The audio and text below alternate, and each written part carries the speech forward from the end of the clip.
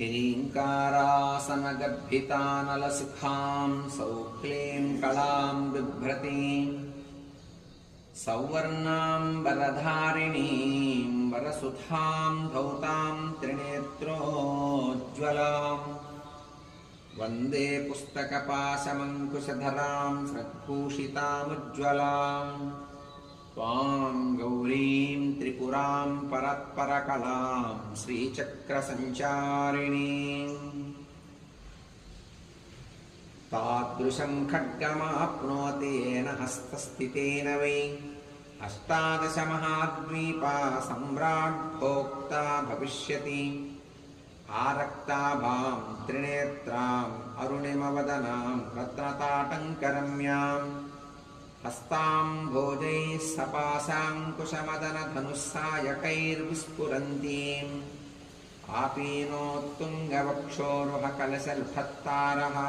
आपीनोत्तुङ्गवक्षोरुहकलशलठत्तारहारोज्ज्वलाङ्गीं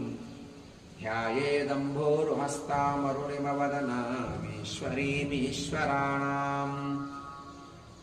ॐ ऐं ह्रीं श्रीं ऐं क्लीं सौः ॐ नमस्त्रिपुरसुन्दरे हृदयदेवी शिरोदेवी शिखादेवी कवचदेवी नेत्रदेवी अस्त्रदेवी कामेश्वरी भगमालिनी नित्यक्लिन्ने भेरुण्डे वह्निवासिनी महावज्रेश्वरी शिवदूति त्वरिते कुलसुन्दरी नित्ये नीलपताके विजये सर्वमङ्गले ज्वालामालिनी चित्रे महानित्ये परमेश्वर परमेश्वरे मित्रेशमयी षष्ठीशमयी उड्डीशमयी चर्यानाथमयी लोपामुद्रामयी अगस्त्यमयी कालतापनमयी धर्माचार्यमयी मुक्तकेशीश्वरमयी दीपकलानाथमयी विष्णुदेवमयी प्रभाकरदेवमयी तेजोदेवमयी मनोजदेवमयी कल्याणदेवमयी वासुदेवमयी रत्नदेवमयी श्रीरामानन्दमयी अणिमासिद्धे लघिमासिद्धे गरिमासिद्धे महिमासिद्धे ईसित्वसिद्धे वसित्वसिद्धे प्राकाम्यसिद्धे भुक्तिसिद्धे इच्छासिद्धे प्राप्तिसिद्धे सर्वकामसिद्धे